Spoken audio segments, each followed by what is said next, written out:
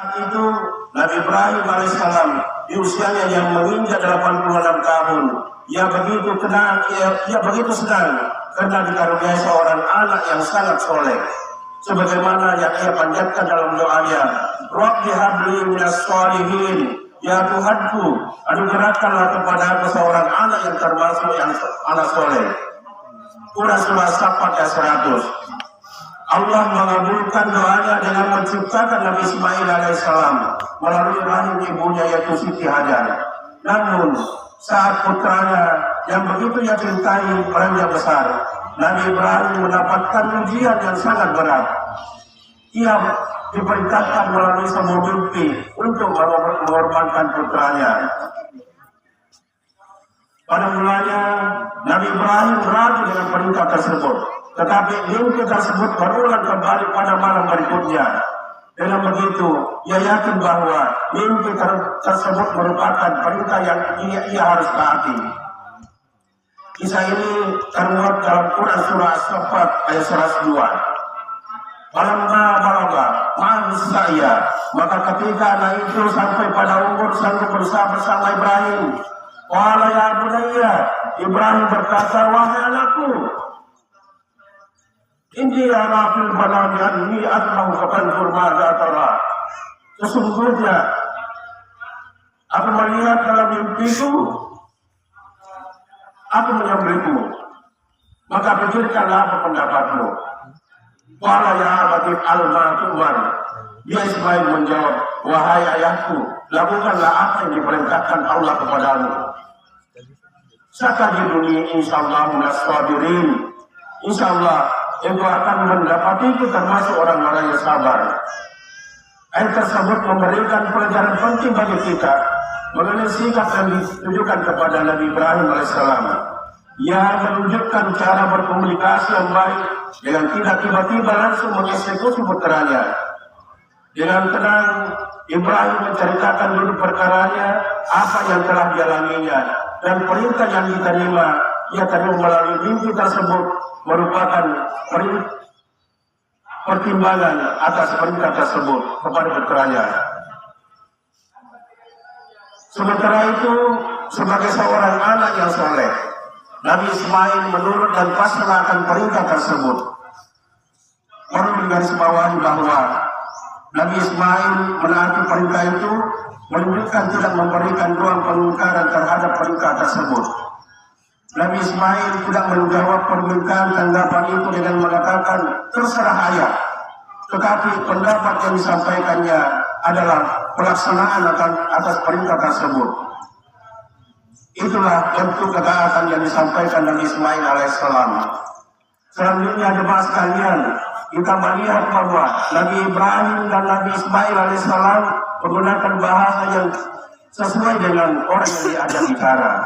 Nabi Ibrahim menggunakan kata ya bunayya, duhai putraku, untuk menyapa putranya. Sedangkan Nabi Ismail memilih kata ya abati, duhai ayahku. Pilihan kata yang digunakan Nabi Ibrahim itu merupakan wujud kasih sayang terhadap anak. Begitu pula Nabi Ismail menggunakan sapaan yang menunjukkan penghormatan dan pengagungannya terhadap orang tua. Oleh karenanya, kita sebagai orang tua untuk memberikan kasih sayang penuh kepada putra-putri kita dengan sapaan yang lembut, memberikan sentuhan kesejukan di hati anak-anak.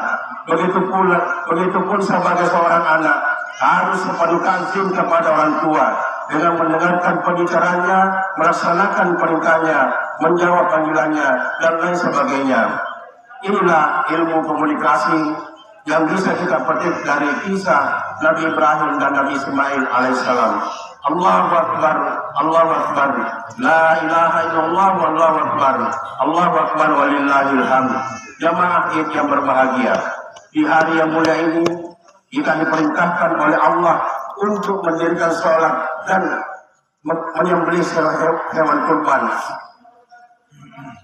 Fasholli li rabbika wanhar, maka dirikanlah sholat karena Tuhanmu dan berkorbanlah.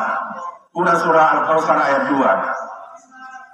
Dalam ibadah kurban ini terkandung makna perintah Allah dan juga ibadah kepedulian sosial.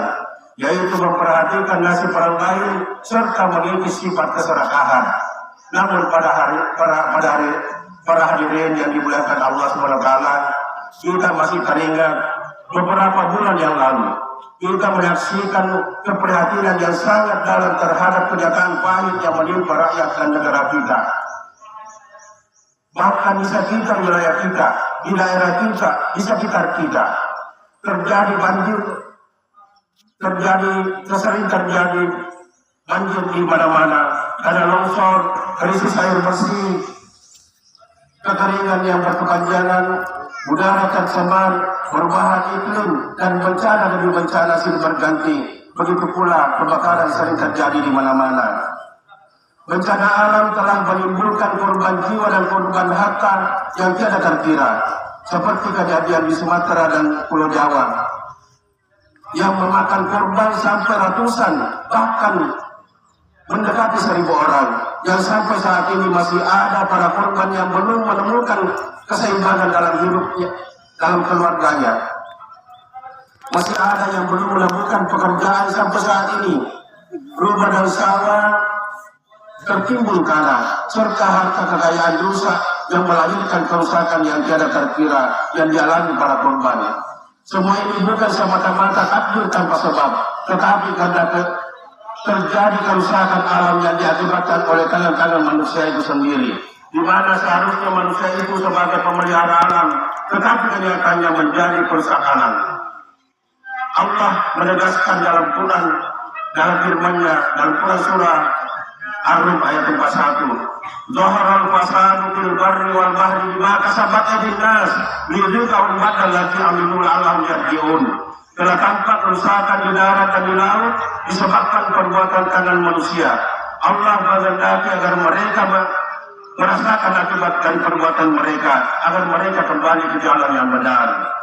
Ayat ini menegaskan kepada kita bahwa banyak musibah yang menimpa manusia adalah akibat langsung dari perbuatan manusia itu sendiri, yaitu disebabkan oleh keserakahan, keangkuhan, perusakan hutan, pencemaran sungai dan laut, serta gaya hidup yang tidak ramah lingkungan, membuang sampah di sembarang tempat yang secara langsung atau tidak langsung, sehingga menjadi penyebab terjadinya bencana alam tersebut. Allah menegaskan kepada kita bahwa Islam bukan hanya agama ritual belaka, tetapi juga agama peradaban dan kelestarian. Merusak alam berarti membahayakan manusia. Maka ia bukan sekedar pelanggaran sosial, tetapi perbuatan dosa di sisi Allah Subhanahu wa taala. Sebagaimana firman-Nya dalam Quran surah Al-A'raf ayat 56, "Wala tufsidu fil ardi ba'da islahiha wa da'uhu khawfan wa tama'a inna rahmatallahi qaribun minal muhsinin." Dan janganlah kamu berbuat kerusakan di muka bumi setelah diciptakan dengan baik oleh Allah. Berdoalah kepadanya dengan rasa takut dan penuh harap. Sesungguhnya rahmat Allah sangat dekat kepada orang yang berbuat kebaikan. Allahu Akbar, Allahu Akbar, la ilaha illallah, wallahu akbar, Allahu Akbar walillahil hamd. Jemaah yang berbahagia, marilah kita jadikan Idul Kurban ini sebagai titik balik, memperbaiki akhlak, memperkuat ukhuwah dan doa untuk keselamatan umat muslim. Musibah sejatinya adalah peringatan dan kasih sayang Allah agar manusia kembali ke jalan yang benar. Idul Kurban tahun ini adalah menunjukkan sikap kita terhadap lingkungan dan kelestarian alam. Ibadah kurban juga mengisyaratkan kepada kita makna menyembelih sifat kebinatangan yang ada dalam diri manusia. Kita benahi dari merusak menjadi menjaga, dari serakah menjadi amanah, dari lalai menjadi peduli. Kepedulian kita akan menjadi contoh terhadap generasi yang akan datang. Nabi Ibrahim yang menjadi teladan dalam ritual tahunan tersebut mengajarkan kepada kita bahwa seorang hamba janganlah tertipu daya dengan kekayaan yang sifatnya hanya sesaat. Ada kehidupan yang lebih hakiki dan perlu diperjuangkan daripada kehidupan dunia yang fana ini. Sebagaimana firman dalam Quran surah Al-An'am ayat 32, "Wa mal hayatud dunya illa la'ibun wa lahwun wa darul akhirah khairul ladzina yattaquna wa la taqilun." dan kehidupan dunia ini hanyalah permainan dan senda gurau. Dan sungguh kampung akhirat itu lebih baik bagi orang-orang yang bertakwa. Maka tidakkah kamu mengetahuinya? Kita yang sering mengaku dengan Nabi Ibrahim dengan berkorban, sudahkah sebanding dengan pengorbanan beliau? Sebandingkah dengan semangat pengorbanan Nabi Ismail yang masih bocah? Sebandingkah dengan semangat pengorbanan istri beliau, itu Siti Hajar? Allahu Akbar, Allahu Akbar, la ilaha illallah, Allahu Akbar, Allahu Akbar walillahil hamd. Kaum muslimin sidang jamaah Idul Adha yang dirahmati Allah Subhanahu wa taala. Di akhir khutbah ini, hadir ingin mengajak kepada kita semua, mari kita selalu memanfaatkan waktu untuk berbuat baik semaksimal mungkin. Mumpung masih diberi kesempatan hidup oleh Allah Subhanahu wa taala, yang entah sampai kapan sisa umur ini masih ada. Sungguh alangkah indah